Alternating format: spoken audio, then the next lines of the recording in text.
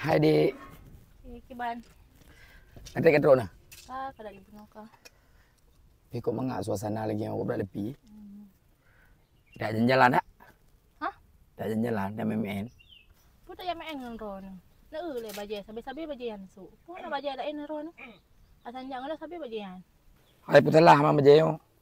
Hai Dik, nyo ke mentalah ke baje, mentalah haji peng ana, makaji nang ada belum baje. Dia pikir murah-murah dah baje je nyo. Oh, Dik. Boleh bang siap gue lay apa? Puna ya? Seragamnya empu hana baje lain. Dari jamun ke baje third itu tampil no hai mentang baje third. Ayah. Putra kah gam. Hana baje lain dari jamun baje third katu kajak keno. Ayah. Kan hana lungan to baje. Kan ada puli drone ilung jino tengah lung tapak jelame. Kan hana lungan to baje. Drone pi jelame hanji kurung bacu pi.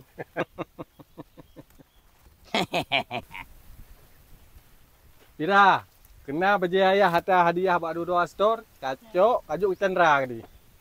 Gaduh baje third. Bang, nuduk lain apa? Balo ya cok baje. Hai Dik. Malay ada le baje dari Yah Tuan.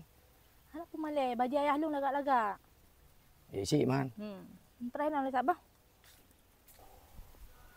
Yang ke kalinya sang berempat su baje Yah Tuan. Nyo kiban cara nyo. Manyo malay de. Mama baje lain bihana.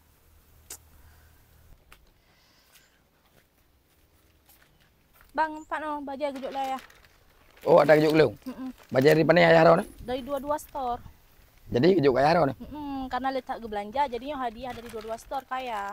Oh, menyoleh dah belanja ini kejuk dia. Hampir ya sih. Patah dua-dua restoran dek. Di Jambu Tape. Oh, di Jambu Tape.